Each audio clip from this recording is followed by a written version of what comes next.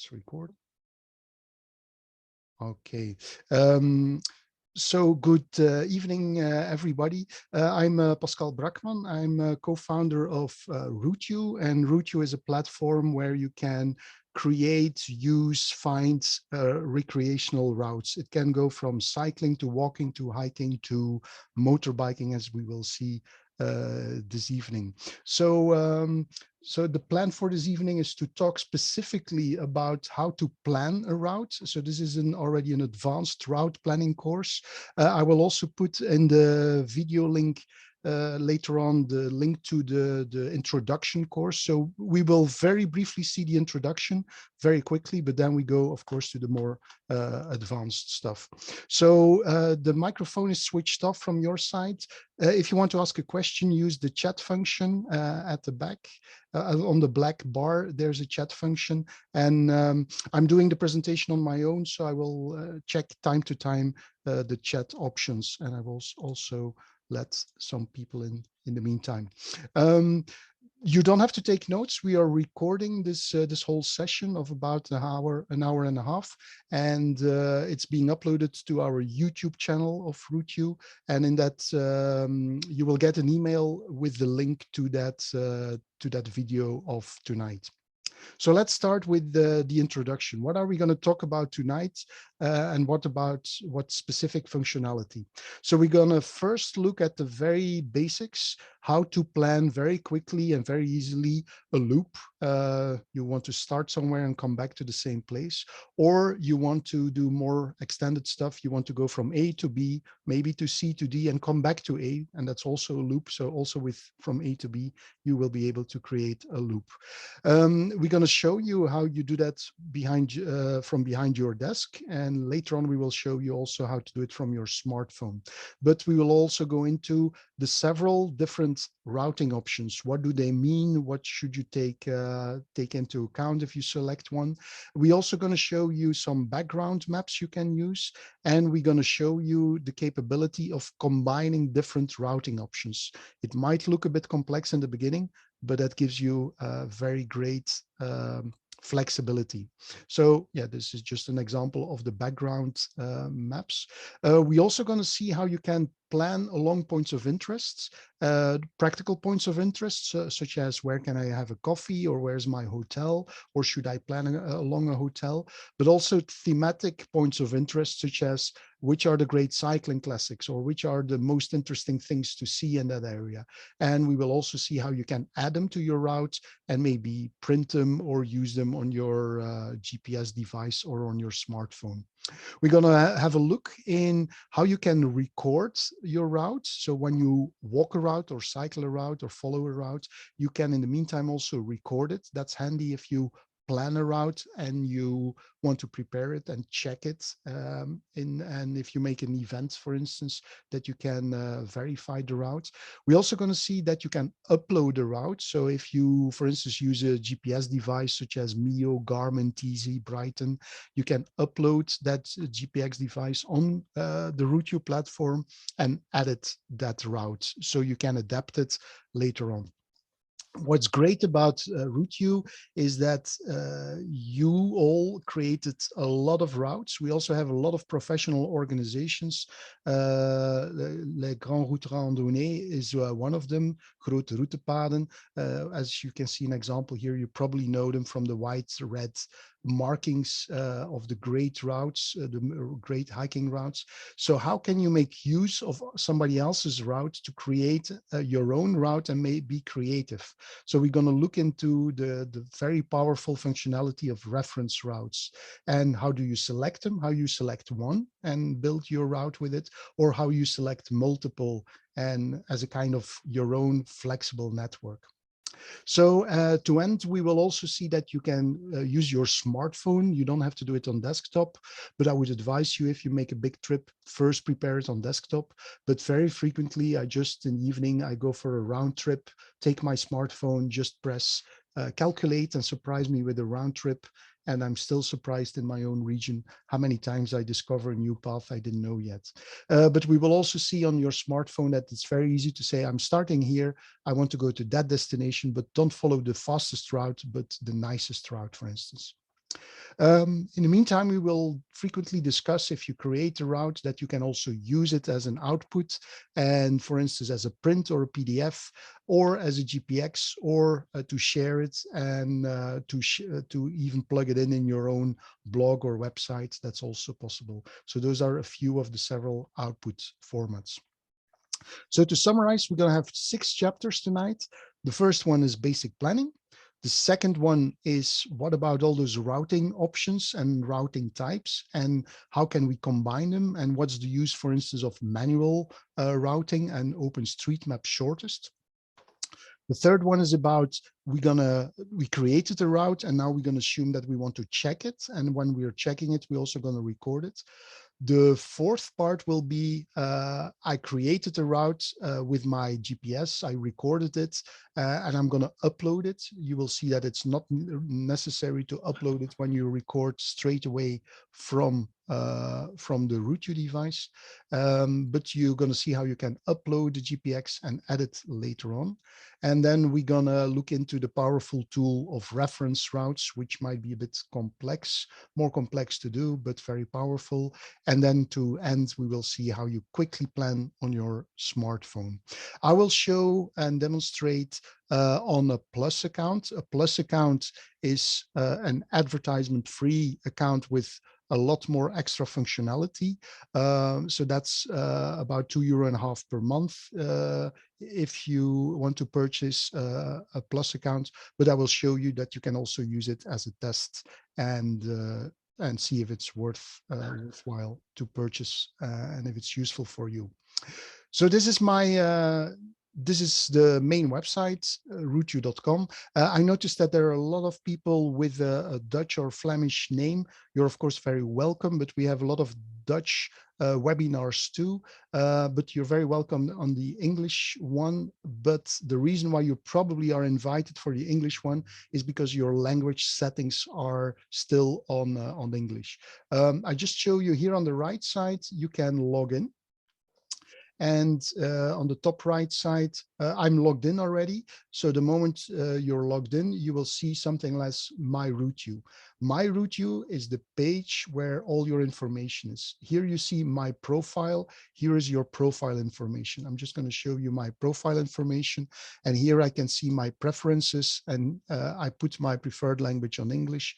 If yours is on, if you want to switch it to another language, please change here. If you prefer miles versus kilometers, that's where you can also switch it. The second one, if you want to test the account, the Plus account, just press upgrade and you will see here that I used it already, but here you will get a button to try the free Plus account. So very frequently I will tell you that's a functionality of the Plus account, but with a free account you can also plan routes, as you will see. Yeah, so here on the top right is my information. So if you need something of your routes you created, your information, it's all here on the top right side. What we're going to talk about mainly tonight is about this button, planning a route. Of course, you can also find one of the 5 million routes on the platform, and therefore you use the first button, actually search for a route. Excuse me. So let's start with planning a route. You see there two main options: creating a route with the planner and uploading a route, which we will see later on from a GPX. So I'm going to start with creating a route. There are two main parts in the route planner. You better move it a bit to the bottom, because very frequently people ask, is like, I want to see the kilometers, and they show up here on the bottom left. So that's the route planner. There's a map area and there's an instruction area. With the instruction area, I will indicate how I want to plan. The first thing I want to probably do is select a bit more detail of my area. So in this case, I want to go to York in the UK. So just say York I'm just going to enter UK, and that functionality here, this search window, allows me to quickly zoom into a certain area. You can put in an address, a more detailed address, just in case you get to the wrong country, add the country too, and then you probably get to the right situation. So what I first want to do is I would like to go from Lancaster to York as a race cyclist. So what does that mean? I'm going to go from A to B. The second thing I have to select is what's my route type, and it's one of the bicycle types. And here I can see I want a race cycle route or a road bike route. That would be the same thing. So I'm going to ask for a race cycle route, and I can enter my address. I could enter my address here, or I could just click on the map. I'm just going to demonstrate and say, well, I want to go from Lancaster, just to make sure, in the UK. I just press enter, and you see already a dot appearing here. And I would like to go to York. I can do the same thing, or I can just press on the map. So now, just to make a bit of a variation, I'm not going to enter an address here, but I'm just going to click on the map. And now it calculates a certain type of route. What type of route does it select? Well, we selected race cycling nicest, or that's actually the default. We could also have selected the shortest, for instance. Now, what's the nicest? Let me just demonstrate a few more other functionalities before we go further. Here on the right side, there are a few buttons. Some are very obvious, zooming in or zooming out, or zooming in using a window. That's easy. This button allows me to switch to my current position. If I press that, but that's in Belgium, I have to go back now to where my route is. And yes, and this is the full screen option. If you want to have the full screen and you don't need those buttons, that might be a very handy one to get a full map view, and you switch back to this one. And this one might also be useful because I'm a cyclist. What does the height profile say? How tough is this? So I want to make use of that map area, so I'm going to switch it off. So that's very flexible to do so. As you noticed, if you're a bit too much to the bottom, you don't see that I have read 153 kilometers. Again, on the profile, I also see my distance, and you see if I go a bit further, I want to go up to Pickering. You see, I can just add points. I can zigzag, and you see that the system follows now continuously between every via point or waypoint. It follows the nicest route. So what does that nicest route do? And that's what I wanted to show here. I didn't show you yet the button below. These are the map layers. One of the map layers is the Google satellite imagery or aerial photography. If I zoom in now on that area, I also get the functionality of Google. Google is one of the features, which is a plus feature on our site. So what does the nicest cycling route do? Well, we calculate that automatically. And what we take into account is three main parameters. The first parameter is what's the characteristic of the road? Is it paved? Because as a road biker, you probably want paved. Secondly, is there a lot of traffic on the road? And we prefer, of course, not a lot of traffic. Even car-free is better. The third one is I want to look to the left or the right side, and what's the landscape like? It could be that the characteristic of the road is exactly here as in an industrial area, but we will also give a plus if the area around is nice, open area, forest and stuff like that. So that's what we also take into account. What else do we take into account? Well, that's the knowledge of organizations which are very busy mapping great cycling routes or walking routes and so on. So if, for instance, the tourist organization marks a great cycling route here, we will give this road an extra plus for the cycling route. So that's the information of the experts. And then besides the experts, we take into account all of us, all our activity, the popularity. So those are the three elements. We are definitely not taking account only the popularity. We are taking the three big numbers, but in total, it's more than 50 parameters we take into account to calculate this. So that's what's behind. If you don't like it, don't worry, you can still adapt. Why? Because you see with my mouse, I can move towards the road or the route I calculated. And the moment I get near the route, I can always click on it and then move it and say, well, I would prefer to go following this part. And now you see the system calculates along this path. If I now want to indicate, no, I prefer to go via Marshall or Sykes, I can move it and say, well, please follow that part. So you see, you can continuously adapt. Later on, we will see how you can switch from race cycling to others and do another calculation. So that's what's behind. Of course, if you select race cycling or mountain biking, we will take different characteristics into account. For a mountain bike, you prefer to have unpaved roads as much as possible. For a road bike, you like to not have that at all. So that's one example. I'm just going to finish and say, well, save the route. You see a few other solutions here. I can add a destination. For instance, if I want to make a point in between, I can say, well, from this point, I want to add now a destination in between those points, or in this point, I want to add a destination in between this point and this point. Of course, it's much easier just to go with your mouse and then move it in. Move the via point and you will see it adapts. I will later on explain something is like, why does he go that way and then come back? But that's for later on. If I'm wrong, I can just clear the route.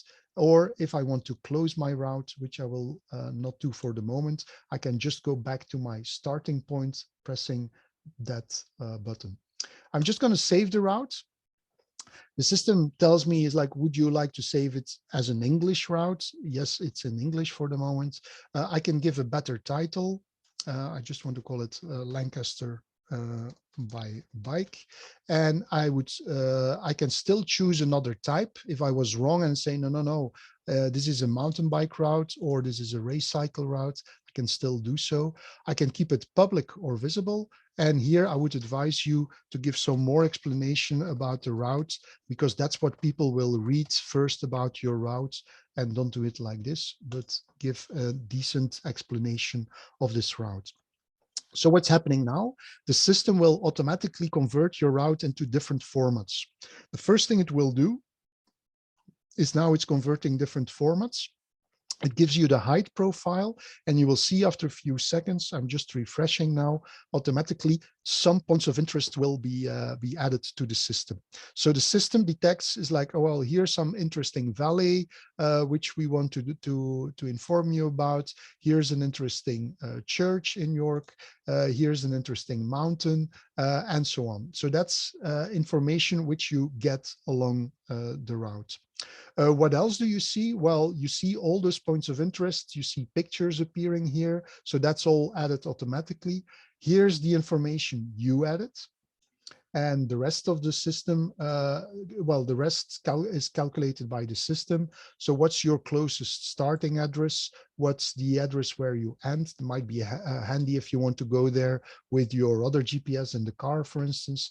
What are the characteristics and themes of that route? So it's 100% paved, which I wanted because I took a road bike or a race cycle bike.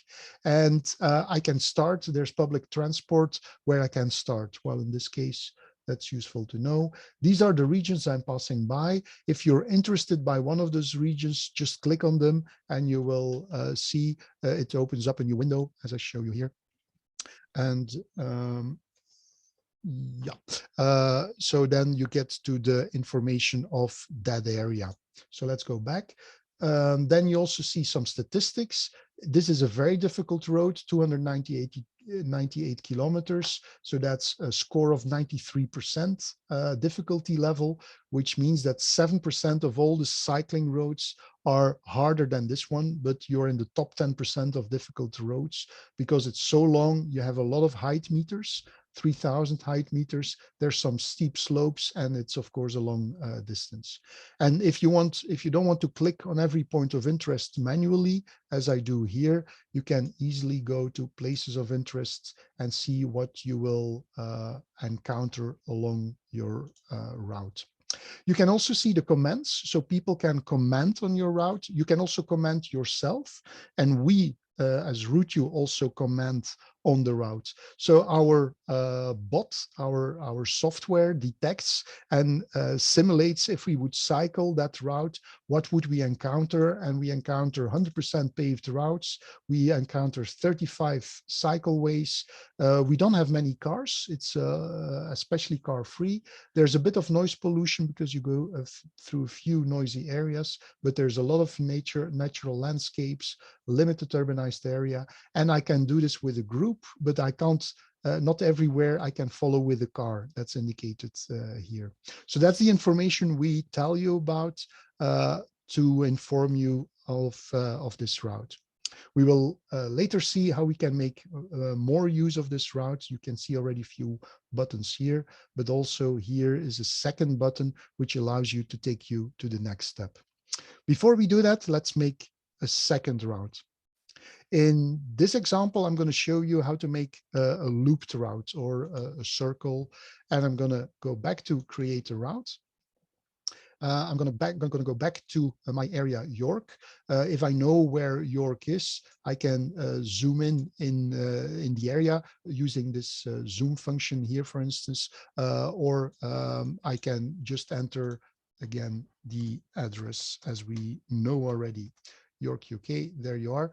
Specifically, I wanted to go to Pickering, a very nice place in the Yorkshire area, and I would like to make a loop now.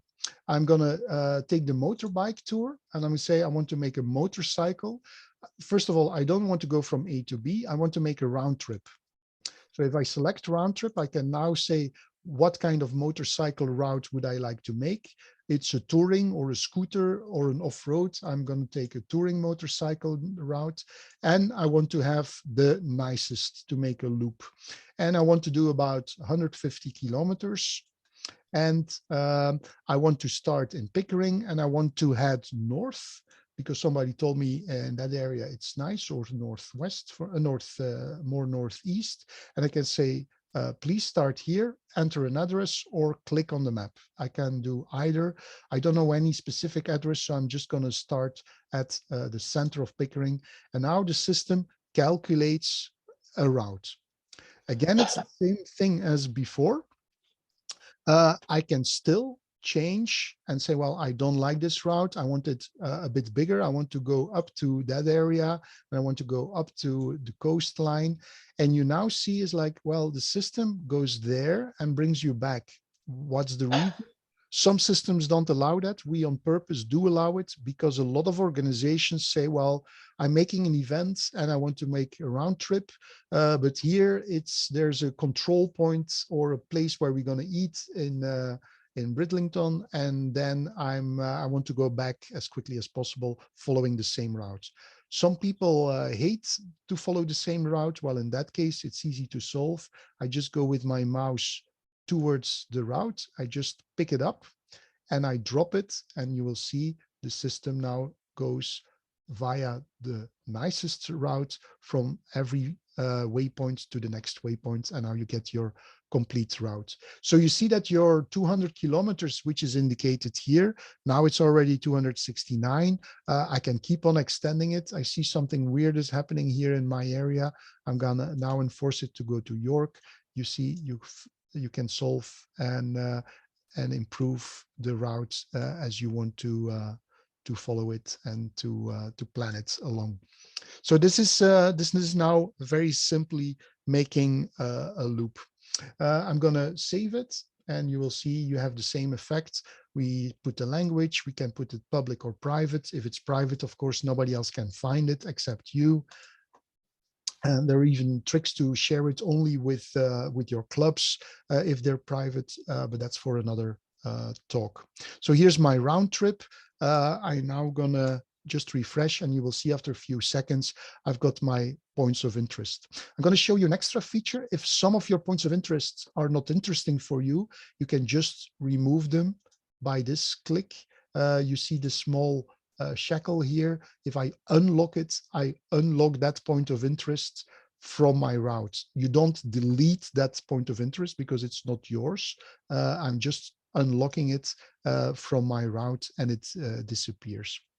So we know all this information already.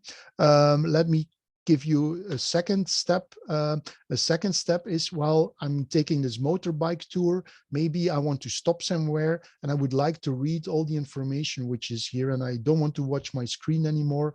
Can't I have this on paper? The answer is yes. In the second button here, you have the most used functionality. You also see a print option. If I select print, you can have an overview of the route. Just select that to see.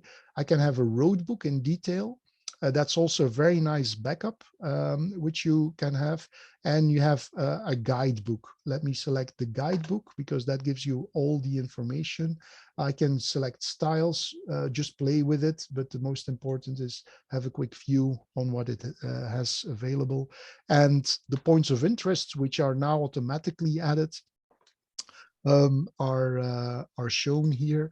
I'm just going to open it up, and that's opening now in another window. Let's take you. Yeah. So here's my my guidebook. It's a PDF, which I can, of course, print here. So that's the information. It's my banner. It's my information. I'm the author. This is the picture information. This is the route overview with at every dot where there's a number, there's some information. I have now my height profile, which is not that useful for a motorbiker, but for a cyclist, it definitely is. And here's all the information of the things I will see. To give you an example, this one, Kilhelm, I will find after 87 kilometers, number 5 on the map. And here's my information, which I will pass along. So just in a few seconds, I created my own route and my own guide with all the information. So what you got now is the information RouteYou added. But of course, you can manipulate what RouteYou puts here. You already saw one of the manipulations is removal. I can just remove that point of interest. But of course, you can also add specific points of interest. So let's have a look in how we can do this. So now I'm going to make a route in Greece, and I would like to follow specific hotels. I want to walk from one hotel to another. So I'm going to create a route. Same story. Let's get away from the UK and let's go to Greece. And again, I can pan to Greece. That's the way, one way of doing it. Or I can just zoom in on a certain area. For people who don't know Greece, here's Athens. Here's the beautiful Peloponnese, one of my favorite areas in Greece. And this is the area of Mani, a beautiful mountainous area with some rough people, but some great scenery.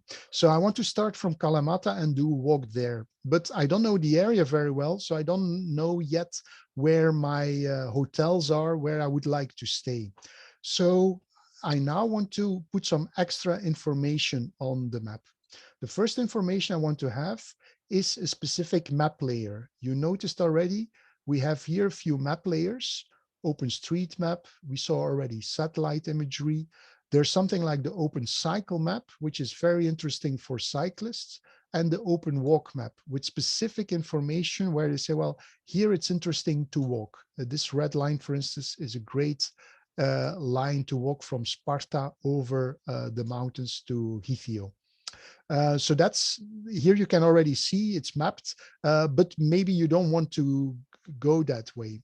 So let me show you another map layer.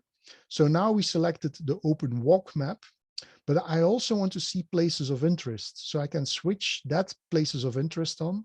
And notice here on the right side, if I switch that on, this switches, and the system asks me, what would you like to see specifically as points of interest? So maybe you want to put a filter on your points of interest. You can keep it as it is and continue mapping with that button. Or you can say specifically, no, I'm interested in hotels. I only want to see hotel information. Of course, I have to spell it right. And now I get only hotel information. So now I'm going to assume I'm going to start from Kalamata. And here are a few hotels which I want to go by. I'm going to start here at the beach. I'm happy with the hotel information, so I don't want to select any more points of interest. I want to keep on planning. and the planning button is here. So I switch back to my planning button, and I want to indicate I'm going to go from A to B. In this case, I'm going to be a hiker. I want a walking route, and I want to follow the nicest. I could also say, no, I don't have much time. I want the shortest. So let's take the shortest for a change. So in this case, I'm going to start here, and I'm going to say, well, plan using this point of interest via this place of interest. So I'm going to click. So the system automatically detects the point where I should start from. And now I select one of the other points of interest. If you want to see, well, what does RouteYou know about the Belvedere Hotel, I can just click on it and automatically a second window opens. So this is information now. In this case, it's of booking.com. It could be of another supplier too. I can go to more information and book straight away if you want to. And here it is. Or I can start and go back to my original map. So now I'm going to plan to this point of interest, and I'm going to say plan via this point of interest. And now you know it already. This is the shortest path you can walk from A to B. Of course, you can keep on selecting those hotels, but suppose you say, no, I don't want this hotel. I want along this point. I can click here. And now the system detects is like, look, that shortest path you can get there is following this path. In this case, I see I don't want to go around. I just want to keep on going and say, well, follow this one. You know that trick already. I can keep on moving, and this is my end destination. I'm going to plan via this point of interest. You also notice that you already can add specifically your point of interest here. So now I want to add specifically this point of interest, just in case, because I'm passing here, I'm saying, well, those two hotels, I'm just going to add them too. So just in case. And yeah, these ones, maybe if I'm in the village, please add them to the route too. So here you see you can select as many as you like. So that's manually, you go one by one. You realize, of course, if you have to click 20 or 40 of those, that's a lot of work. So there's another trick. Let me save the route. This stuff we know already. I'm just going to save the route. And now you will see that automatically my points of interest, which I selected, are already there. So here's my hotel, my first hotel. Oops, there you are. Oh, that looks fancy. Here's my second hotel. Here's a few other hotels I selected. Okay, so that's very practical information, but I only don't want practical information. I would also like to add other points of interest. I could have done that by selecting it on the map while I was making a route. I'm going to show you another trick. Here's the pencil, and this pencil allows you to edit, to change something of your route. If I click on this one, the classic thing to change your route is using the route planner, which you've seen before. If I would click on this one, it would open up the route in the same way as I just created one. So I'm going to skip that one. I'm also going to skip the upload. I'm going to switch immediately or jump to add places of interest. So I'm selecting this one. First of all, the system asks me, would you like to replace the ones you have already? Clean them up. I don't want to do this. I want to keep them because I just added them manually. And I say, please add a maximum of 50 points of interest. Take mine, but I don't have one yet, and the best of others.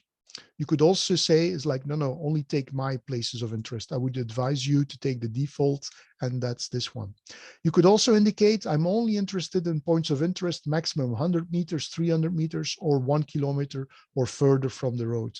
I'm going to select 1 kilometer.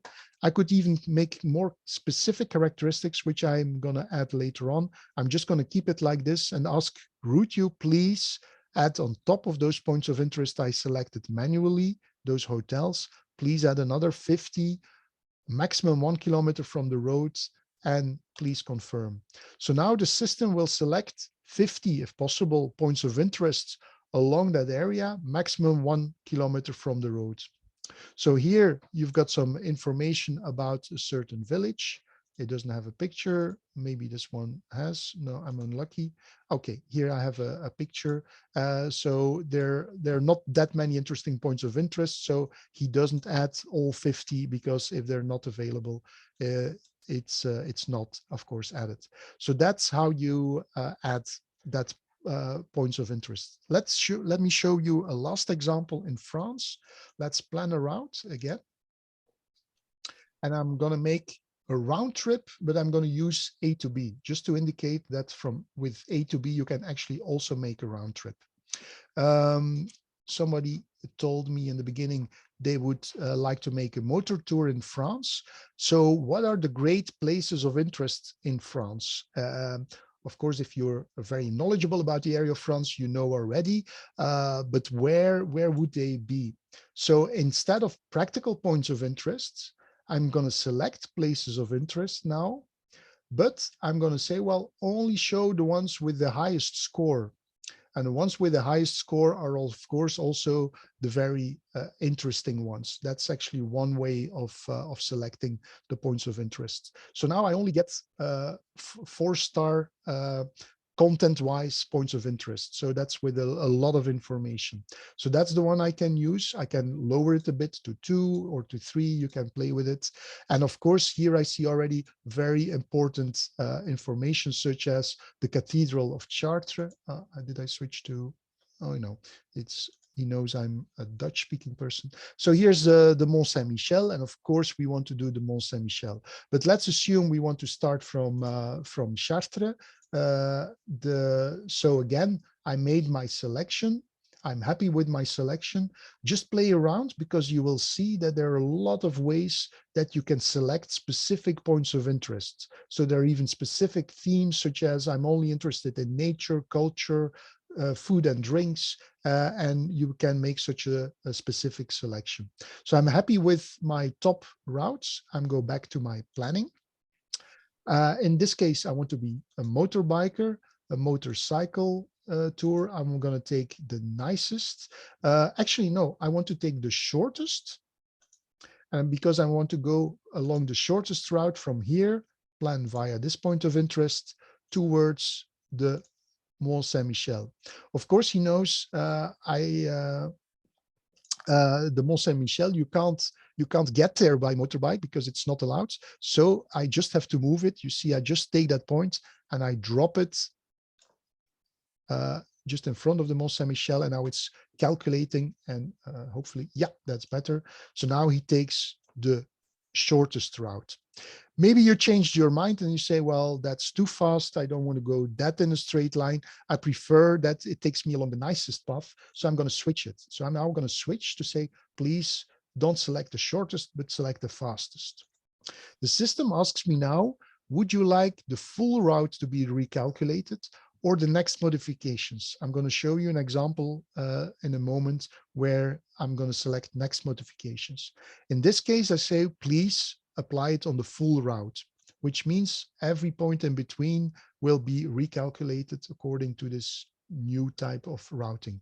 Of course, it's the nicest, so there's a price to pay with a distance to get the nicest routes, 283 kilometers. Again, I can add the places of interest, add to the route, and so on. If you now want to see is like, yeah, but I would like to find a camping spot, you can now indicate places of interest again, select the filter and say, well, I don't want a specific score. It's like anything above 0 is okay, but I want a specific campsite. I would like to stay with my motorbike in specific campsites, but I don't know the campsites in that area. Here you can see campsites specifically for vehicles. I'm going to take a general one with my motorbike and can do it. Again, it doesn't look like there are campsites there. Again, zoom in, because the more you zoom in, the more points of interest you will get. And here's a great campsite just next to my route. Or maybe you want to switch your route and say, well, please pass according to that campsite, and also add it to the route. So you can add the following things, or you can continue planning. That's the same as this button, and I can save the route. But I promised you that I wanted to make a round trip. I want to, for instance, go to the shores where there was a lot of history during the war. Let me show you the functionality there. I want to go to places of interest. Now I'm not looking anymore for campsites, so please select everything. So I say all, and yeah, I'm now selecting all types. But now I want to see specific places of interest related to the history of the war. So I'm going to select all points of interest because it's not related to a specific type of point of interest. It's not like a hotel I'm looking for, or a hill, or a slope. No, I'm interested in a specific theme, and that theme is the war or history. I could select history. I'm going to select war, and now I'm going to continue planning. And now I have these famous things such as Omaha Beach. This is a place where there was a theater where something happened in the war. And I'm going to go now from there to Omaha Beach. And I say plan via this point of interest. It plans according to motor fastest again. And now I promised you I can switch. And I say, well, now from there, I don't want the fastest, but I want the nicest, motor nicest. I don't want the full route because my first part is already okay. I want to keep it that like this. I want the next modifications that follows now the nicest. So from there, I want to go in one straight line, not in a straight line, but in a nice line back to Chartres. There's another point of interest I could select, but I want to go back, and I just say return to the starting point. I could also click here, and I'm just going to return to the starting point. And this is now the nicest route. So it's not a straight line, as you see, and I now save the route. So I'm going to save this route, and I'm going to call it my Chartres war route. I just realized that I forgot to add specifically Omaha Beach. I said you should pass there, but I didn't tell the system yet, please add points of interest. We can still do that. We know that already. So here's my complete route. Again, the height profile is not that useful for me as a motorbiker. So now I can add points of interest, as many as I like, add places of interest. 50, which ones would you like? Well, maximum 3 kilometers from my road with the theme war. Remember, I just said you should pass Omaha Beach. I didn't say add it yet, so I'm now going to add later on. And that's what's going on now. So now I'm expecting to have points of interest with routes with points of interest related to the theme war. And so, oh, that's one without a video. That's a bad example. Okay, let me take it away because I don't want one without a video. So I'm just going to remove it. This is my story of Omaha Beach. This is my other story of the war and so on. So now, again, you have your route, which you can print as a guide and so on to get the complete route with all the information. So that's an example of combining the different route types and points of interest. So that was the first part. I'm going to check if there are a few questions in the meantime. When mountain biking or hiking in the Alps or Dolomites are refuges present as points of interest? Yes, there are something like shelters. Of course, we don't have all the information. We can't guarantee that. I will at the end also show you that you can add your own points of information.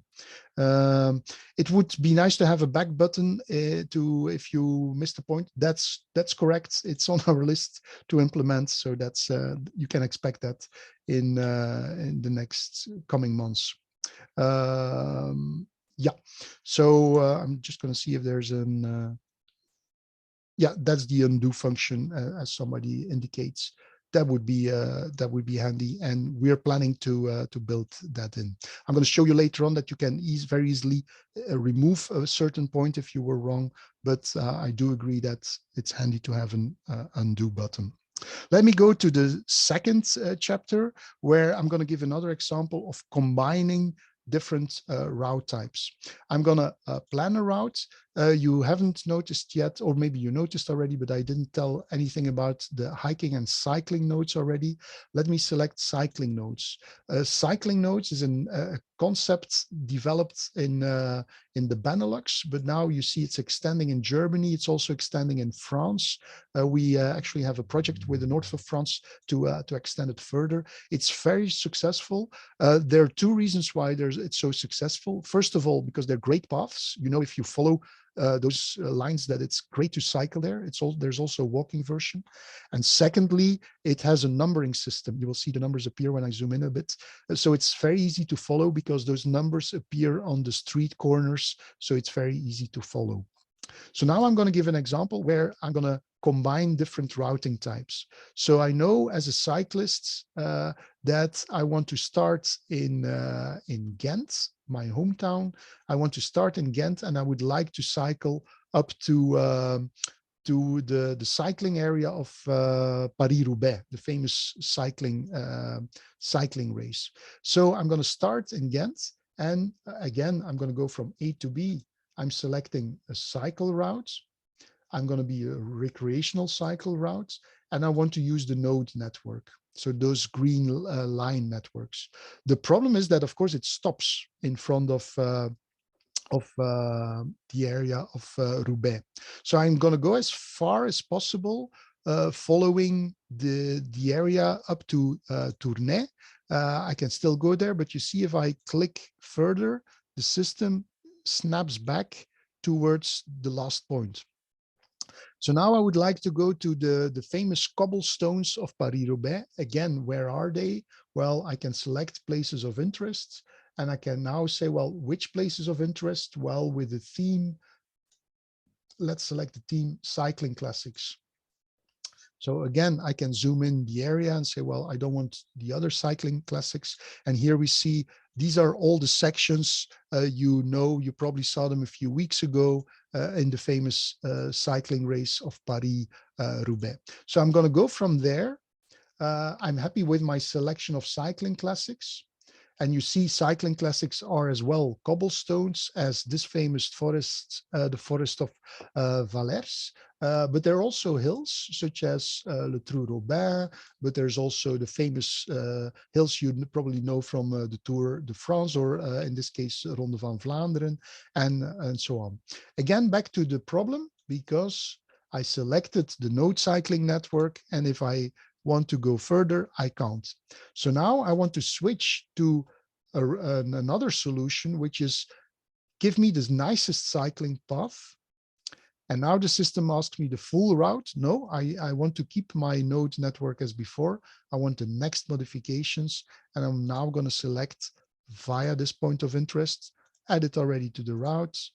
I'm going to use this one then, and you keep on going. So you understand that you can keep on going as much as you like, plan via this point of interest, add, and so on. And I'm going to stop in this village, just click.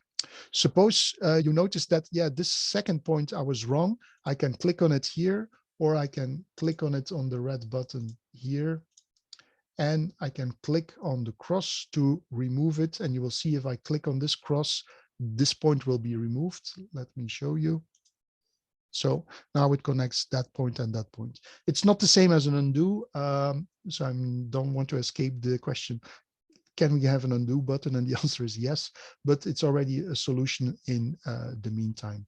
So I save the route, and again, I'm done. So that's an example where you combine the two different routing types. I'm going to show you a very extreme solution. So this is now my routing, my route with the different points of interest which are added. I'm now going to show you to plan a route with the manual function and the shortest OpenStreetMap function, and show you in which cases this might be interesting. I'm going to create a route. I'm going to create one in my area. So let me show you some other functionality which might be handy. First of all, I want to go very quickly to my area, and this button allows me to go very quickly to the area I'm living. So I would like to make now a walking area in the forest area and the chateau area of Gaasbeek, which is west of Brussels. So I'm indicating I want to go from A to B. I'm a hiker and I want to follow hiking nicest. So I'm going to start in the village. I'm going to go through the forests, which I see here. By the way, I can switch to satellite, then I can see it's a forest. So here's the very nice chateau or castle. Let me show you its street view. It's a great, one of the great castles we have in this area. So here it is. So that allows me to plan a route. So I'm following now the road, but I know that there's a path here along the field of the farmer. But you see, it doesn't allow me to take it because it doesn't have, and I can show you the map, the OpenStreetMap where it's based upon. It doesn't have that path, but I do know that I can follow that path. So I would like to add it here. So how can I add it? Well, there's another function here which says manually. When I select manually, the system now asks me, would you like to manually reroute the full route? Absolutely not, because otherwise they're going to be straight lines between the waypoints. So I'm going to ask for the next modification. So in this case, I'm now can click through the field, and actually what you shouldn't do, but you can plan through the field of the farmer if you want to. Now I'm arriving back on the path. I see it already. What I advise you to do is don't keep on going manually. You could, but first of all, it's a lot of work. And secondly, you will notice that you're always a bit wrong. And thirdly, if you don't match exactly the path, RouteYou will not tell you certain information.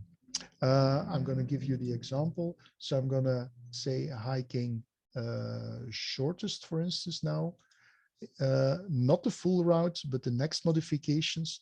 And you will see it automatically follows now nicely the road. What's the effect? Well, first of all, if I save the route and I get my statistics, the system will tells me that there's a few paths RouteYou doesn't know. So we can't give you any further information about it, if it's paved or unpaved. And you will see that after a few seconds, if I look at the commands, RouteYou calculated already that we don't know anything about the 2.9 kilometers unknown road, specifically these parts, and these parts you've done manually. From all the rest, here's the information. Now, there's also another important one. If you print the route, we saw already the guide, but let me also show you the road book. I can download the road book. The road book is a fantastic backup if you have some problems with your digital devices, and they always end up sometimes in trouble. You can always have a backup. So if you do a long trip, it's a very good idea to have this as a backup. So this is a very short route actually. So there are only two small maps, but this is the map, the first map. When you drop from the first map, you go to the second map. If it would continue, you go to the third map. So it's optimized to print it on a few A4s. So that's the handy thing, but it also gives you the street instructions. So here we have the streets and the municipalities, the points of interest you're passing by, so the castle and so on. But here you see, well, here we don't have the paths anymore. And here you go through the fields, so we can't give you the street information. And remember, we didn't do the other information, so it is not matching with the street names. So that's why you better, if possible, don't use the manual, but with the manual, you can digitize anywhere in the world. If you want to go to the Sahara and plan a route there, you can always do that manually, and you can combine it with the other routing options. So the last one is OpenStreetMap. The OpenStreetMap plan, let me just show you. If you know what you're doing, if you know in a certain area, I have to follow a specific route. Let's me take you to one of my famous Scottish areas in Aberdeen. Suppose you say, well, I created a route in the city of Aberdeen, but I know exactly what I want to do. Then I would advise you, if you just want to copy the route, take the type like walking route, and then as option take shortest OpenStreetMap. What that does is it's like an automated drawing system, but it follows the shortest paths over the network. But it doesn't take into account, are you allowed to walk there or not? It takes you the shortest path. So for instance, here you see there are some dotted lines. It takes you along those dotted lines. It might be that they're not allowed to walk. We would take that into account if you selected walking shortest and nicest. We don't take it into account if you select shortest OSM, and OSM stands for OpenStreetMap. So that's a handy trick. If you say, well, the system doesn't send me along the path I want to follow, then you can always take shortest OSM, and then it will follow, because otherwise we will interfere and say, well, we are not matching. So that's what you can do here. So let me take you to the third chapter, but I'm going to check if there's some questions in the meantime, and there's somebody late and I'm going to let them in. Let me check if there's some questions in the meantime. In the beginning of this presentation, you mentioned 5% car free means there's virtually no traffic. To me, this is confusing because I would expect that when there's almost no traffic, it would be 95% car free, just opposite. Good remark. I will check that. We are actually rebuilding the statistics interface, and that's a very good suggestion. Let me check if there are some other questions. If RouteYou provides a route, and I'm absolutely sure I will be allowed to cycle that route recently. I had a couple of lengths of a route that were provided as parts of a cycle route, but in the event, cyclists were not allowed on that route. So basically, that's somebody who's mentioning I had a problem with the route. It could be because we are basing, we don't, of course, check worldwide every piece of information which is there. So we base ourselves on the basis of OpenStreetMap, and then we're adding information. If somebody indicates that you're allowed to cycle here, but that's not the case, we might send you through that. Or another part would be if somebody tells you this is paved, but it's in reality unpaved, then we might send you through that. You can always mention that. For instance, I'm just going to save the route. So the way to mention it, if you save the route and you say there's something wrong, you can always put a comment yourself. I'm just going to do it now. And for instance, say, well, along kilometer 12 to 13, you're not allowed to pass. I'm just going to post a comment. I'm going to remove it later on. So here you can always add that information. We're checking that up, and we are actually updating the OpenStreetMap information if that would be wrong, and update it as quickly as possible. Every month we are recalculating all the information of the OpenStreetMap content. So there's an update cycle of every month. We're doing this, but not every map. There's not a single map which is perfect. So we try to deal with that as good as possible. But please pass it on and we will definitely correct it. The third chapter I want to talk about is checking a route and recording it. I'm just going to create a route very quickly again. I'm going to now use, let's take, I'm not going to take cycling node network, just going to create a route. And we took already walking, cycling, motorbiking. You could take any others. Let me take another cycle route. I'm going to take a recreational cycle route again. And I want to start in my area. I'm going to start here, and I want a round trip, and I want 40 kilometers, and it should go southwest. And please start here at my spot. I could have indicated that also here. And now it's been calculated. You will see that I can adapt it if I want to go a bit more west, a bit more east, a bit more south. You can adapt it and save the routes. So I'm just going to save the route. And now I want to check, because this is for an event. I'm assuming we're going to have an event. But if 20 people are following me, I want to make sure is this absolutely correct? As somebody mentioned already, yes, I follow the route and there are some parts which are unpaved. For instance, with recreational cycling, oh yeah, I didn't explain yet a lot the different type of routing options. With recreational cycling, we do allow to have unpaved paths because there we assume that you use a kind of city bike, but it's a bit rougher than, or it can handle a bit more than a road bike, which has small tires, and it's not a gravel bike, for instance. So in this case, I want to select and want to make absolutely sure that this route is great. So the question is, how can I select it? How can I execute this route? And how can I record it? The first one you've seen already, that's using the roadbook, but that's analog. It's very handy to print a roadbook and to mark things on them. I want to go digital. So how do you go digital? Well, you just use this one. Open in the RouteYou smartphone solution should be the correct sentence because it's not necessarily the app. It can be the app, but it's not necessarily the app. You just scan this QR code, and I'm going to simulate what's happening if you select that barcode. If you select that barcode, I'm going to now show you two screens. So on the left, I'm going to show you my desktop solution. And on the right, I'm going to show you a simulation of my phone. So if I would, let me just take a few seconds so I can simulate my phone.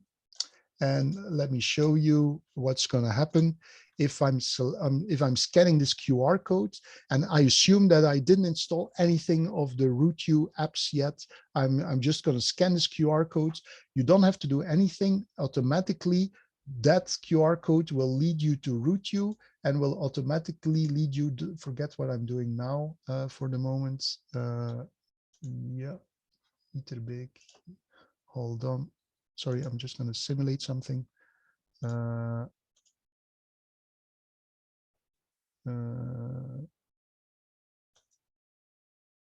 No, there's something.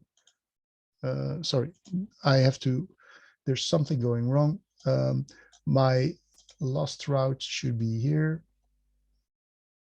No, that's not here. Anyway, that's just the route I selected to the right. If I scan the QR codes of this route, let me show you to do it correct.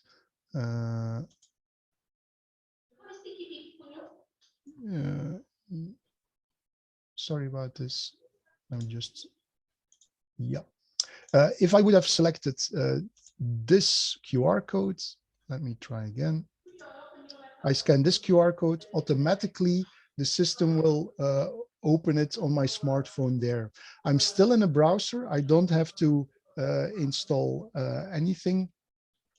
I'm just going to mute the other sounds. So I'm now on my smartphone and I see the information of the routes, which is here. I also see there, and I see the button here, navigate on smartphone. I can select this button or I could select the map. It's the same thing. I'm going to show you. This is the button, navigate on smartphone.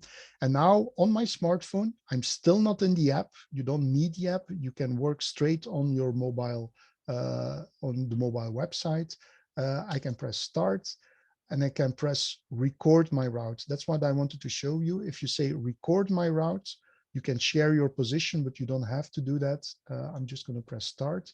Now the system automatically detects where I am. It asks you to use the full screen. I would say yes for you, but I'm going to say no because I want to keep this for the moment.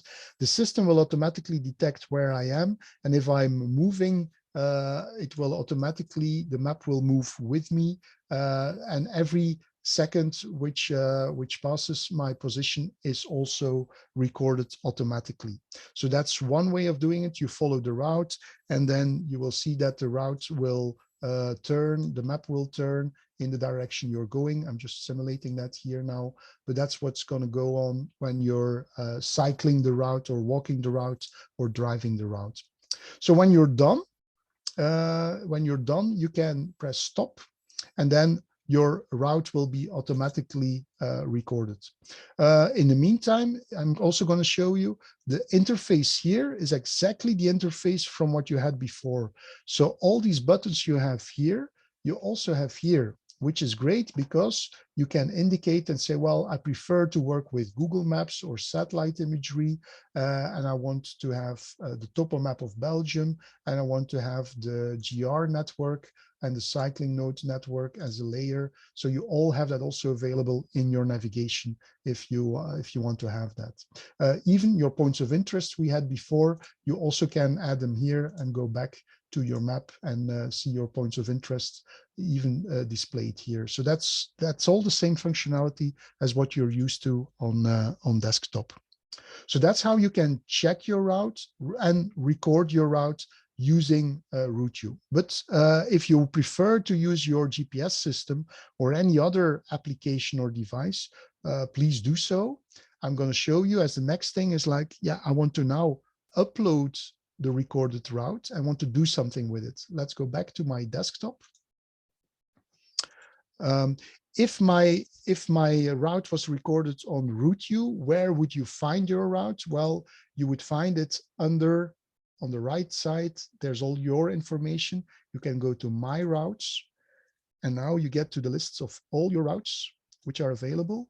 And now I can sort them according to most recently created or edited. So that this is now my route, which I recently created. If my route would have been recorded, it's also going to be in here because I was inside, it didn't record, but otherwise it would be available here and I would be able to edit the route. Let me show you how you edit a route. Well, you can edit always a route with the pencil. As I showed you already, you can add places of interest. That's what we've seen already, but you can go back to the RoutePlanner. And now the route is being uploaded again in the RoutePlanner, which you know, and you can start adapting the route with the functionality we've seen already, with the routing things you can change and so on. So that's one way. But let's go back and say, well, I didn't record my route with the RouteYou device. I recorded it with a GPS device, for instance. So I want to upload a GPX file because most of the devices have an output in GPX. That's the standard for navigation for routes. And in the planner route, there's this option to upload the route. So I'm going to select upload a route. Yeah, the system asks me, can you sure you want to leave the route planner because you didn't finish yet? So I'm just going to say, well, this is my test recording to verify. That's the title of my route. It's a mountain, it's a walking route. And here I can select my file, and my operating system is in Dutch. Here I can select my GPX, which I already put from my GPS device towards my hard disk. So here's my GPX. I'm gonna select the GPX. And now I can upload it to RouteYou. But there are a few things you can add here. Sometimes your GPX has points of interest in it.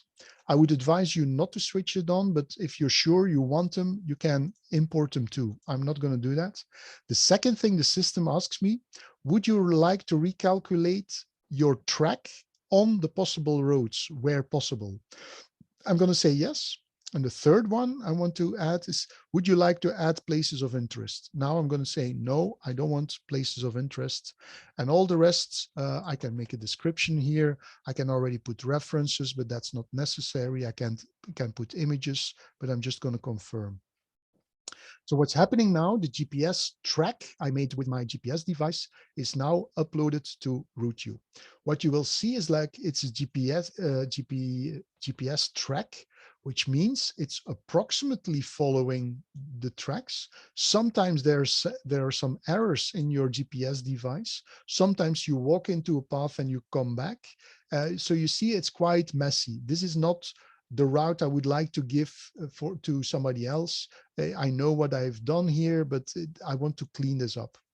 So how can you clean this up? Well, you can go to the pencil and you can go to the RoutePlanner. The system will tell me, I'm going to make a copy of this and before you continue. And so that's what's going on now. And it will try to match as much as possible already. So what you see now, it made a copy, and the original route is like, well, we know that you were probably following this path, you were probably following this path, but this is weird. We detected that, yes, here is a point and here's a point, but there's no road here. I can check on satellite images and so on, and it's true, there is no road here, it's somebody's garden. So this was probably a bleep of my device, of my GPS device. So how can I clean it up? Well, here you notice that we try to match with shortest OSM. To make sure, I'm not going to take shortest OSM, I'm going to take hiking shortest. So that's the shortest path between 2 points. And I'm only going to apply it on my next modifications.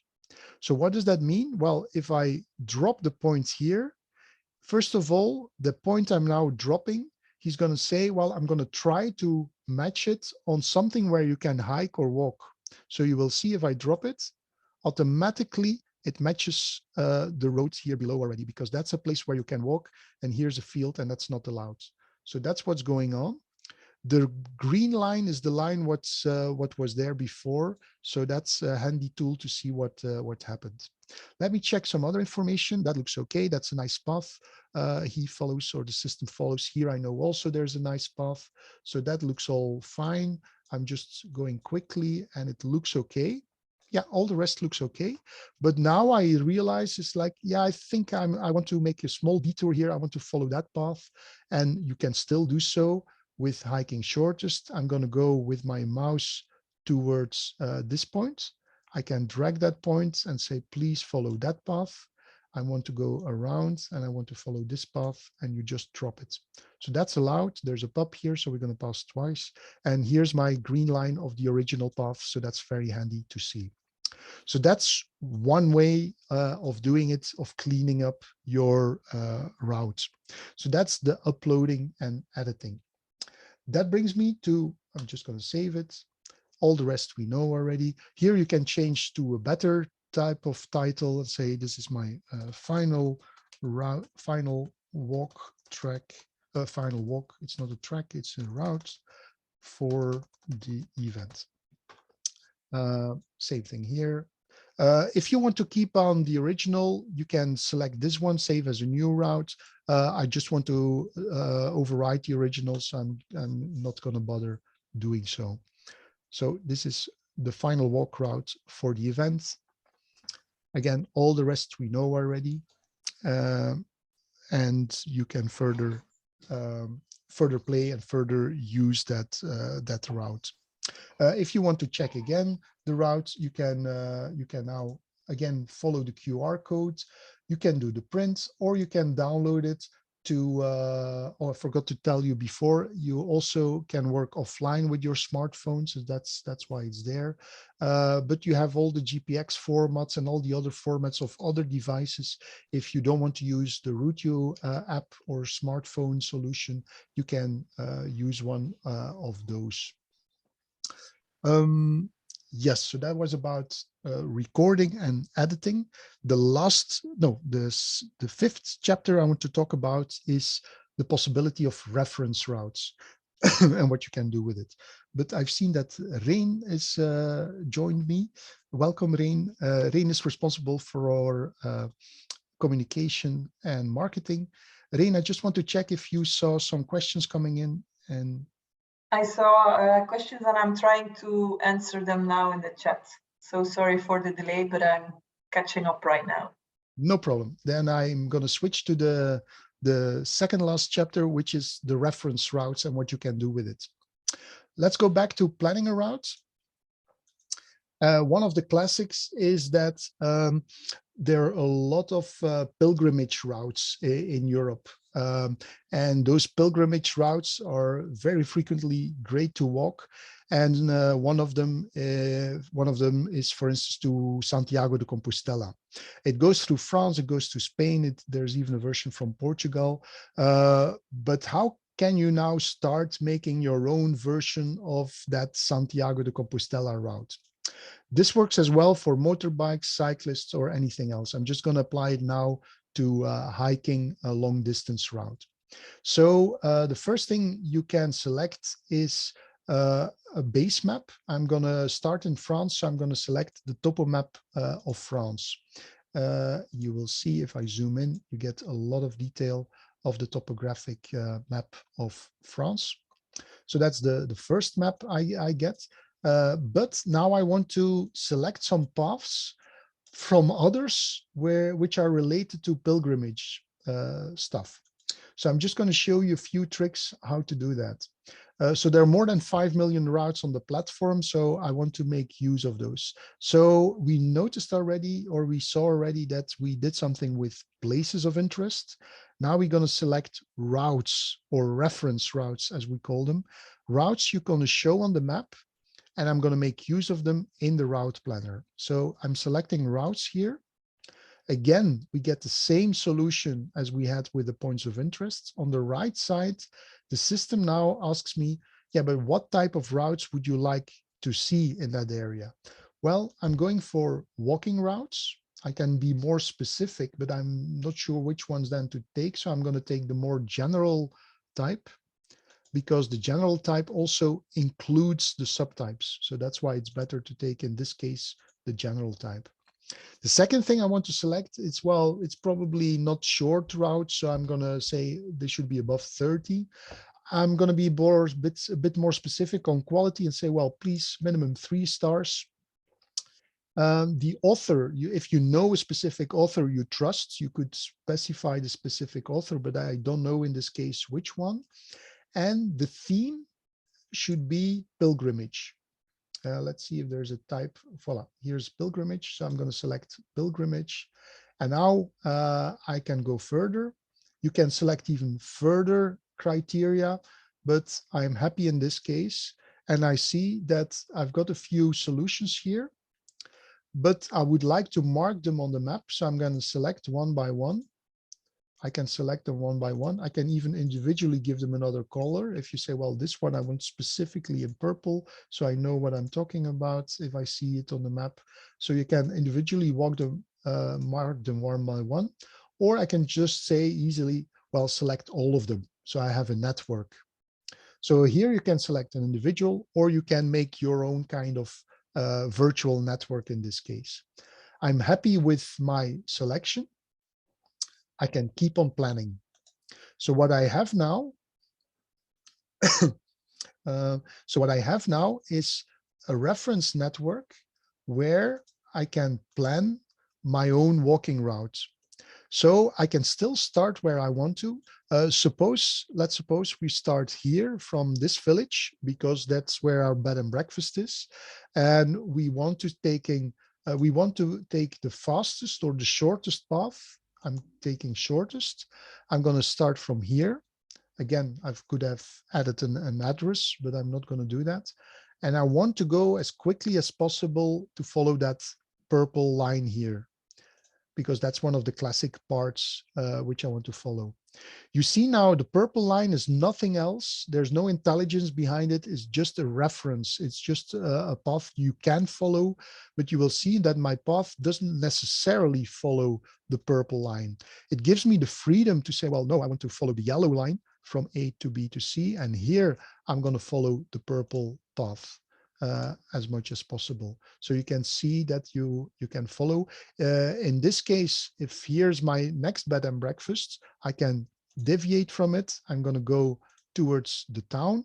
And then the next morning, I'm going to keep on going back as quickly as possible. If you want in detail to follow that line, and you see it's an approximation of the route already, I can do that manually. So it's nothing else than a reference system. But this way you can make your own route, make use of good quality reference routes. In this case, I select it as a background, and I can keep on going. If the next part you want to go from there to Bordeaux, but you don't want to follow the shortest but the nicest, you can switch. This one we know already. Don't switch to the full route, because I'm happy with the first ones, just the next modifications. That was my last point. Now I want to go to Bordeaux, and it's going to take me following the nicest paths. So this is now my personal path of my Compostela part in France. And it's a hiking route, and I'm going to save it.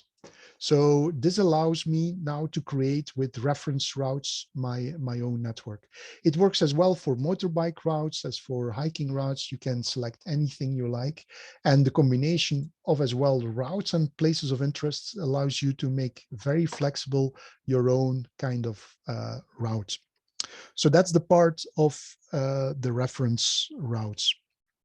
Let me take you to the last chapter, and the last chapter is maybe you had to leave very quickly and you already are in a certain spot and you forgot to plan your route. Or what I frequently do on my smartphone is it's evening, I still want to go for a small walk or a cycling tour. Which one should I take? Let me take you back to my smartphone simulation. And I'm also going to show you to switch to the app and how you can do that. Let me start you with the basics and say, well, you don't have anything of RouteYou yet. You're on your smartphone. The only thing you have is Google on your browser system, and that could be Safari or Chrome or anything you have on your phone. So you go to Google and you just indicate, please go to RouteYou. There are always a lot of solutions to get to RouteYou. And now you're on the mobile website of RouteYou. You're not on the app yet, you're on the mobile website. As I showed you earlier, you can do perfectly well with that mobile website. You don't have to install the app, but I'm going to show you later on how you install the app. So here I'm on the mobile website. I forgot to plan a route, but from this point, I want to plan my route. What you see here, there's not enough space to explain all these buttons, but they're exactly the same. This button is the same as this button. Search for a route near my current position, search for a route near my current position, plan a route. This is plan a route. This is my information. This is my information. So it's exactly the same structure. The second, what I now want to do is I want to plan a route. By the way, you notice here on the home page, there's also a plan button. It's the same. You also get to the same spot. And now I'm going to create a route. It's the same kind of solution you have here. So I'm going to select this one. Now, the difference is that on my smartphone, I don't have space as on my desktop to have a map on the left and instructions on the right. So I only get the instruction page. So what I now want to do is I want to make a round trip as a cyclist. What type of cyclist? I want to be a mountain biker now. I want to select mountain bike nicest. That's fine. I'm going to take about 80 kilometers and I want to go south from my current position. From which address? Well, you can enter your address, but this button is very easy from my current position. So it's going to take my current position. Now it tells me a few via points, but that's not very graphical. So I rather check and view the route. So I'm going to view the route. And here's now the solution he gives me. Theoretically and practically, you can still move it here. But the problem I have a bit thick fingers, so it's very difficult to do what I just did on a smartphone. So most of the time, I'm keeping what I have, but theoretically, you can still move those points if you want to. What's easier if you say, well, I'm not happy with that solution, just indicate here other points and then go back to view the route and you get another solution. The moment you say, I'm happy with this, you just press start. What the system will always do is to say, well, I'm going to save that route. The reason is if you get a phone call or something happens with your phone and you stop, at least then you have a backup of just the route you created. Then the system now knows is like, yeah, I stored the route. That's fine. Again, this one you know already, record my routes, share my position. I'm going to share my position with others, and I'm saying going to start. So you see automatically the system detects where I am. Here's my route, and I can start walking or cycling or doing whatever I select it. The system tells me I didn't do any meters yet. I'm at the beginning. I still have to do 60 kilometers. I can click through on the statistics here or on this button. It gets me to the same spot. Here this gives me all my statistics. Your current speed is 2.6, but that's an error because I'm inside. This is my remaining ascent. I still have to climb 557 meters. My active time I just started is 2 seconds, but I'm standing still. So that's why this is stopping and this keeps on going. This is my current time and we still have 4 minutes. And my arrival time, because I still didn't start, is not yet known. So the moment I'm starting cycling, the map will follow my position. It will turn with my position. As I said, I can switch the map here into perspective, and I can put extra information such as cycling nodes and road properties on my maps, points of interest. If they're not on, you can put them on. So as much as information as you like, you can put on top of that map to get an indication. We are now fully busy with turn-by-turn instructions. They will appear here, which tells you you have to go left. But as you see, well, I know I have to go left because I see I have to go left because the map is turning. But we are indicating here turn-by-turn instructions to say turn left on this path or on this street. So that's coming also the coming months. If I'm ready, if I'm done, I press stop and it's the system stopped, and it also recorded my route and my statistics. So that's how you can do it on your smartphone. Let me show you another way. I'm going to plan again. I'm somewhere, I'm going to create a route, but instead of going straight home, I say, well, I still have a bit of time. Let's say I start from, I want to go to my work, but I still have some time, or I want to be a bit sportive, and I'm going to indicate, I'm going to go from A to B. I want to be a recreational cyclist, but I want to follow the nicest. For instance, only with paved. What's the difference with the race cyclists only? Well, race cyclists routing, the nicest, is also only taking paved, but the difference is this one will give you a lot of left-right turns because you're a recreational cycling person. Road cyclists or sportive race cyclists, they don't like to go left-right too much. So that's why it's a bit different. This is a bit more sightseeing than the other one, but it only takes paved parts in this one. So I'm going to start from my current position. And now I just have to give the address, and we live in Gentbrugge, or we work in Gentbrugge.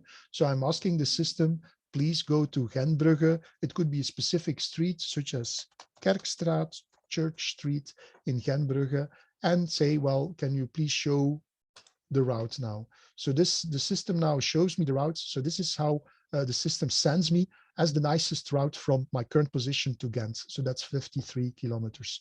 If you don't like it, you can still go back and say, well, I changed my mind. I prefer the shortest, and I can calculate the shortest, and then I can see what my route is.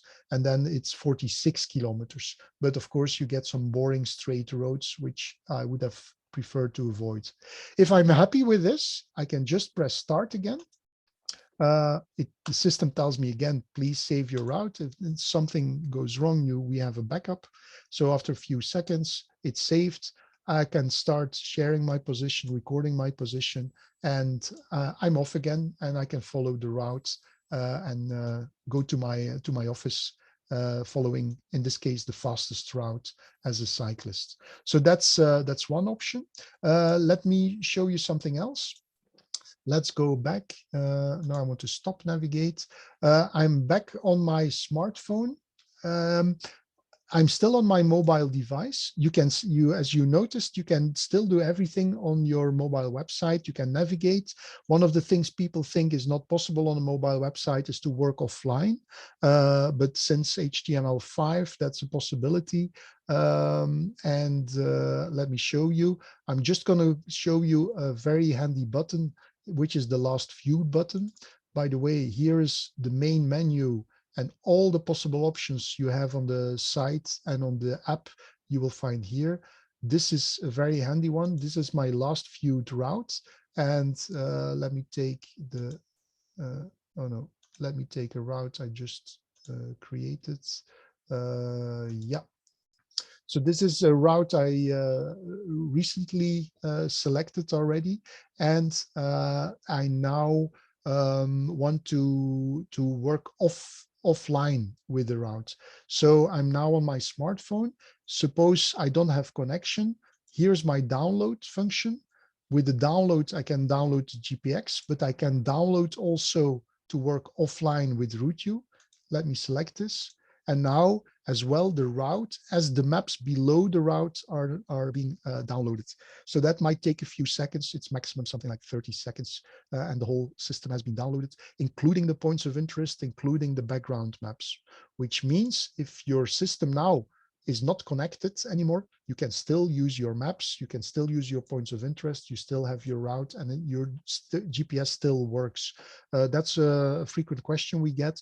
GPS works directly from the satellites towards your GPS chip on your phone, so you don't need the data connection to let your GPS work. Of course, if you want to change maps, then you do need a data connection because the maps are stored offline. Well, if they're stored offline, they are available here. But if you want to switch maps, or if you want to go now to the US, you will see that in the offline version, my maps will not all be downloadable or not all be all visible. So that's the offline version. But what about, can I have the app now? Yes, of course. You can, here in this button, you will see the option install the RouteYou app. Depending on the system you have, if that's an Apple or an Android device, you will get a bit of a different instruction how to download the app. So you don't go to the Apple Store or the Android Google Store. By the way, you will find the RouteYou app on the Google Store, but you will not find it on the Apple Store. There's a technical reason for it, which I'm not going to bother you with, but you don't have to go. Just go via the RouteYou mobile website. You go to this menu, even on Apple and on Android, both systems work the same way. Install the RouteYou app, and then you will have the app version. What's the difference? Well, the technical difference is that it doesn't run in a browser here. Here you see you lose 2 lines because this is my browser area. That's something you will not have. And if I have a few seconds, I will show you later on the app next to this, but you gain a bit of space. So it's your app. It's like what you're used of an app. It's using your complete screen, not the browser indications as on top. And of course, you also get a button on your starting screen of your phone. So that's handy just to start up, so you don't have to go via Google. So that's a very handy button to have. So that's the last part I wanted to talk about. So it's 4 minutes too late. I'm going to check if there's some questions. Reen? Hey, Pascal. Yes, there was a question if some GPS systems, they offer the possibility to also have photos. Can you upload them with the routes? Sure. Yeah, let me show you how you do that. So I uploaded the route already. Let me show that again. Planner routes, upload the route we saw here.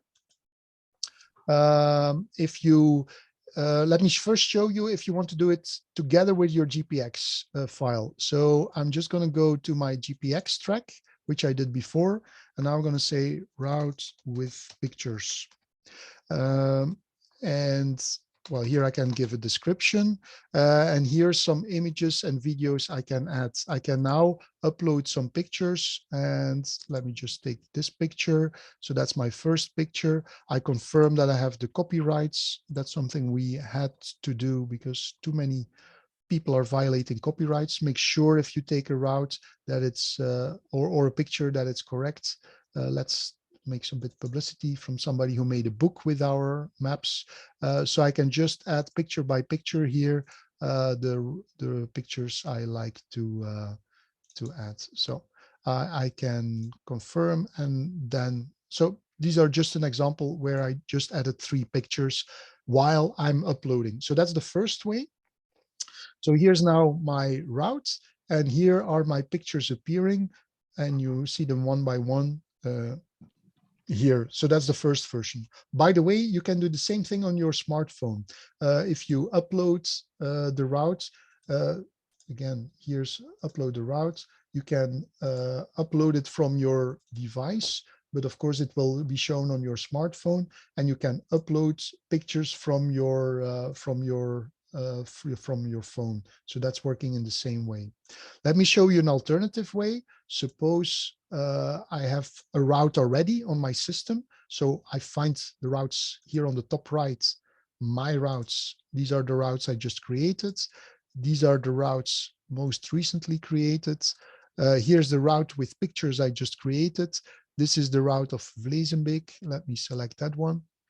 So this is the route I created before. If I now would like to add some extra pictures from myself, I can go back to the pencil and here add images and videos if I want to. Let's add an image and a video. So there's already an image selected. I can remove it to make sure. Let's go back. Oops, here at the bottom, add a picture. And you know this already. I just can add a picture and confirm, and I can keep on going. Let me just show you, if you want to add even a YouTube video, you can say, I don't want an image, but I want a YouTube video. Let's select a YouTube video. Let's go to YouTube, and it also works with Vimeo. Is there something nice? Yeah, that looks nice. I want this video, and of course it can be your own video. Let me go back to the route. Where was I? Yeah, so now I'm adding not a picture anymore, but a YouTube video. I'm just adding the URL, and here's the YouTube video. I can confirm, and now I added as well a picture as a YouTube video to my route, so you can keep on going. So those are the ways where you don't know exactly where that video was or not exactly where that picture was taken. So here you just can add them, and here they are again. Here's my picture and here's my picture and my video, and you see my video plays inside. So that's one way. It's going to take us a bit too far, but I'm going to show you very quickly that you can also make a point of interest of that specific spot where you took that video. So then it can appear as a point here along your route. I'm just going to indicate you where you will find it. You go to places of interest in the main menu, and you go to add places of interest, but that's another webinar. We will put a link on where you find the information of adding places of interest, but just click on it and you will see that you very quickly can make a place of interest, add some information, and add some images and videos in the same way. So, Rein, was there another question? Yeah, I don't know if you demonstrated it, but there were some questions that for me that were related to planning via a point of interest. Yes, I showed them, but I can show again. Yeah, it's somebody who wanted to create a city trip route and then have the POIs in a certain order. And if RouteYou can do that automatically, no, but you can visualize the points of interest in your planner and then plan your route via those specific points of interest, and as such, give it your own order or logic you want to follow, of course. I can show you if I want to make a city trip to Paris, for instance, but it works also on the whole of France. It doesn't matter, you just zoom out. But I want to make a city trip in Paris. I just switched on the places of interest. I can be more specific and say, well, what places of interest, only the best. Let me show you again. You can say, I'm only interested in the top points of interest, and I'm only interested in the history of France. I'm going to select the history. So now I'm only getting points of interest which are historical or related to the history of France. I'm going to start in the north. We don't show all the points of interest at once. We limit it, otherwise it's a green blob. So you will see if I zoom in this area, I still get points of interest which were not shown before. I'm going to start at Montmartre. So I'm going to add to the route. I'm going to plan via this point so I can keep on going. And that's what I showed before. So I can follow now the routes. If you would say, can you calculate between all those points of interest immediately? That's something which we didn't develop yet. But I can keep on going like this and add them, add to the routes and add my plan via this point of interest. And I want to end up here in the park. But it doesn't matter where the points of interest are. If you want to add them to the route and somebody, well, the person asked, can you indicate the sequence. Well, the sequence is done automatically, because if I'm added to the route, it will project the distance to the route. So this point will be before this point, and this point, I think the projection is here, will be before, of course, this point. So the sequence is done automatically. So if I now save the route, you will see that the sequence is following your path. So you can't change that sequence anymore. Of course, if you change your path, automatically the sequence will be adapted according to your path. Thank you. And then there's a question from Steve on how you can somewhat organize your routes. And I suggested you could use groups. And he asked if we can demonstrate that, but I feel like that would take us maybe a bit too far. So I will add the help page where everything is mentioned in detail, but Pascal is showing where you can add groups. So it's all laid out on this help page I shared, and all the options on groups. So there's not a structure like you have in your computer explorer. So it's only one level, but you can manage your routes in certain maps. And then like Pascal is showing you right now. But it's only one level, so you can't make subgroups and groups. That's not possible. Yeah. And there were some questions, Pascal, about the BMW nav 5. I think, I don't know if you have experience on that, but there's some good tips from other users in the chat. So if you're having issues with that, maybe you can use those tips. Voilà. I think I tried to answer most of the questions that were asked. So that's about it, I think. Okay, so it's 9:45. It's a bit longer than 90 minutes. Thank you very much for all your interest, and have a lot of fun with planning your routes in the new season. And I hope you have nice weather, enjoying your routes. Thank you, and hope you to see on our next webinar. And Reen, thank you for the assistance of answering the questions. Have a nice evening. Bye. Bye.